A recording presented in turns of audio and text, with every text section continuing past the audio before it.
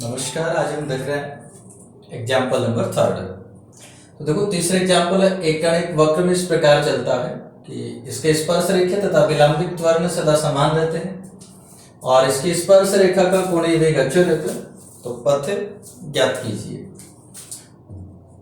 देखिए आपको दे दिया गया है कि स्पर्श रेखीय और विलंबित त्वरण सदा समान रहते हैं। तो स्पर्श रेखीय त्वरण v dv अपॉन ds और अभिलंबित त्वरण v स्क्वायर अपॉन रो दोनों बराबर रहते हैं हमेशा। हल करिए, v से v कैंसिल हो जाएगा तो dv upon ds equal to v और रो हम जानते हैं ds अपॉन d सही होता है, ये 1 बटा रो है तो ये अपने पास में हो जाएगा d सही अपॉन ds। तो बचेगा dv equal to v d सही। चरों को पृथक कर दीजिए तो dv बटा v equal to v d सही। समाकलन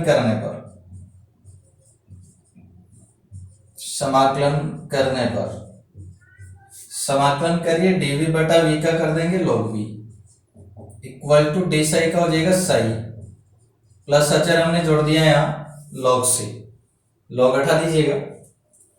दोनों पक्षों से जब log हटा देंगे तो v इक्वल टू हो जाएगा c डॉट e की पावर सही। ये तो v आ गए और वेग जो v होता है इसको भी अपन ds अपॉन dt लिख सकते हैं इक्वल टू c e की पावर सही, इक्वेशन नंबर फर्स्ट। और इसमें देखो आगे आपको दिया गया है कि स्पर्श रेखा का कोणीय वेग अचर रहता है।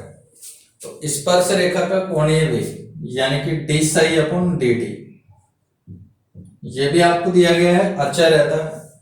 सपोज के मान लेते हैं इसको तो सेकंड और अब 1 में 2 से 1 में 2 का भाग अगर दे दिया गया तो अपने पास में बचेगा ds अपॉन डी सही इक्वल टू c बटा के e की पावर सही।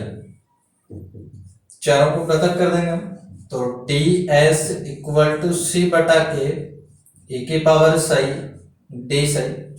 समाकलन कर दीजिए इसके दोनों पक्षों को तो समाकलन करने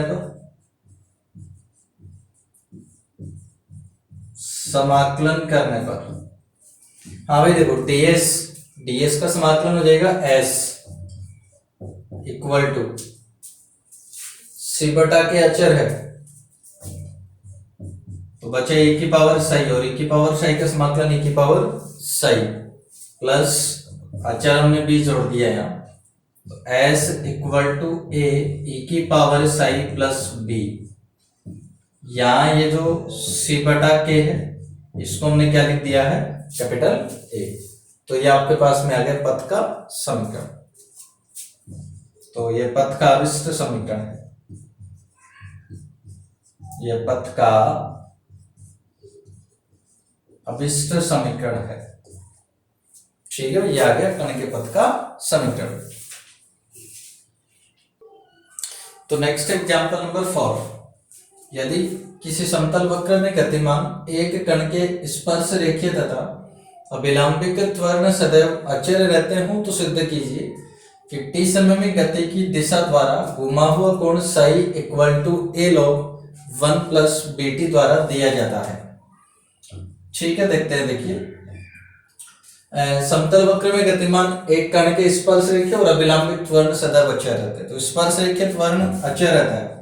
स्पर्श रेखीय त्वरण आप लोग जानते हैं d2s अपॉन dt स्क्वायर अचर रहता है। सपोज मान लिया कि a है और दूसरा अभिलंबित त्वरण भी अचर रहता है। अभिलंबित त्वरण यानी आप जानते हैं v square upon rho equal to b, ये सेकंड है। तो अब सिद्ध करना है t समय में गति की दिशा के द्वारा घुमा हुआ कोण सही होगा, यानी सही और t में संबंध आपको ज्ञात करना हो। तो देखो समीकरण 1 से इसके दोनों पक्षों का समाकलन कर दीजिएगा। समाकलन करेंगे ds अपॉन dt आ जाएगा जिसको हम v भी लिख सकते हैं और ये बराबर हो जाएगा, इधर से जब कर देंगे a का तो हो जाएगा 80 और प्लस एक अचर हमने जोड़ दिया है यहाँ c, इक्वेशन नंबर 3। और अब समीकरण 2 को ले लेंगे हम लोग। तो समीकरण 2 से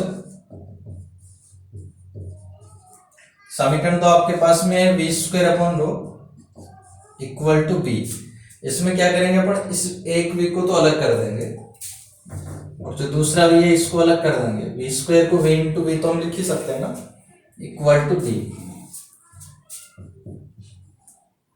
और इस v का वैल्यू पुट कर दीजिए समीकरण नंबर 3 से, तो v का वैल्यू 80 प्लस सी, तो इस v को हमने लिख दिया है 80 प्लस सी, और ये जो v है इसको अपन ds अपॉन dt लिख सकते हैं, और रो को आप लिख सकते हैं ds अपॉन डी से इक्वल टू b।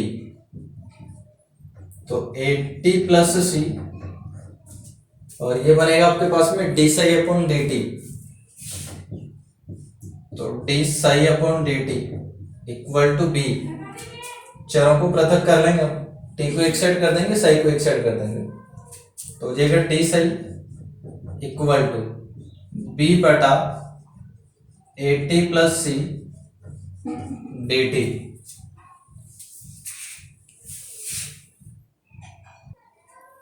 अब कर देंगे इसके दोनों पक्षों का समाकलन। तो समाकलन करने पर समाकलन कर देंगे डी साई का हो जाएगा साई इक्वल टू बी, तो यहां आचर देखिएगा, और 1/80 प्लस सी का इंटीग्रेशन हो जाएगा लॉग 80 प्लस सी, और अचर टी का गुणांक है ए, तो ए का आप लोग भाग कर देंगे तो बी बटा ए हो जाएगा, प्लस अचर हमने जोड़ दिया है लॉग डी। ठीक है, एक बार हम इस अचर का मान जो आर्बिट्री कांस्टेंट हमने यहाँ जोड़ा है डी का मान ज्ञात कर लेते हैं। तो यदि प्रारंभ में t इक्वल टू 0 और साई इक्वल टू 0 ले लें, तब देखिए साई को 0 ले लिया, बी बटा ए लॉग 80 प्लस सी है, तो इसमें t का मान 0 कर देंगे तो लॉग सी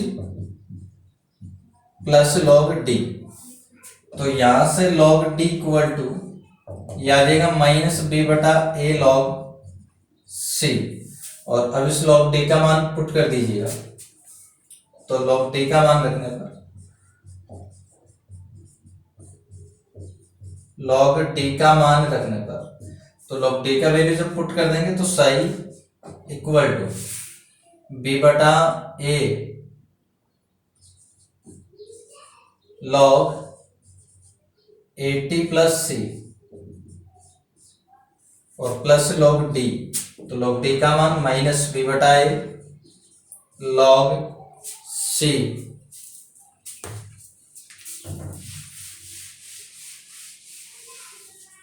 अब इसको हल करें तो साई इक्वल टू, देखिए बी बटा ए कॉमन आ जाएगा, तो बी बटा ए को तो कॉमन ले लीजिए और इनमें दोनों में लॉग का प्रॉपर्टी लगा दीजिएगा, तो लॉग, अब देखो 80 प्लस सी के बटा में सी आएगा और सी को अलग अलग बटा में जब करेंगे तो सी बटा सी हो जाएगा 1 प्लस ए बटा सी टी, इस प्रकार से हो जाएगा जब लॉग का प्रॉपर्टी आप लगाएंगे, तो psi equal to a log 1 plus b t. यहां कैपिटल ए तो हमने किसको लिख दिया है भाई, बी बटा ए को, और कैपिटल हमने लिख दिया है ए बटा सी को, यही आपको सिद्ध करना था।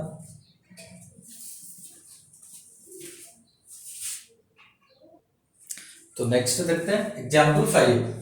सिद्ध कीजिए कि एक समतल में गतिमान एक कण के गति की दिशा में कोणीय त्वरण निम्न होगा।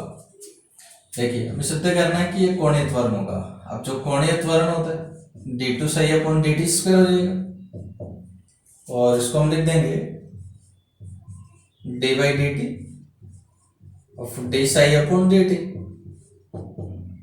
Equal to d by d T.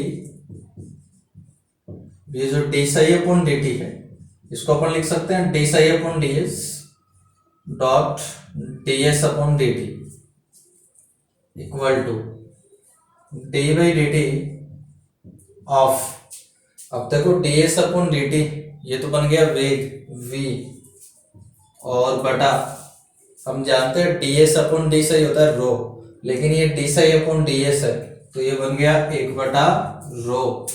अब इसका अवकलन कर दो टी के सापेक्ष v बटा रो का, तो बाई नियम से करेंगे, तो रो इंटू वी का जो अवकलन है dv upon dt minus v into rho का अवकलन डी रो अपॉन dt और बटा रो स्क्वायर इक्वल टू, इस रो स्क्वायर को अलग अलग कर दो भाई, तो रो बटा रो स्क्वायर जब कर देंगे तो ये आ जाएगा 1/रो dv upon dt minus v बटा रो स्क्वायर, तो v बटा rho square d rho upon dt, तो d rho upon dt equal to, हाँ भाई 1/रो। अब ये जो dv अपॉन dt है इसको अपन लिख सकते हैं dv upon ds dot ds upon dt minus v बटा रो स्क्वायर, और फिर से जो d रो अपॉन dt है इसको हम लिख देंगे d रो upon ds dot ds upon dt। हल कर दो भाई 1/रो।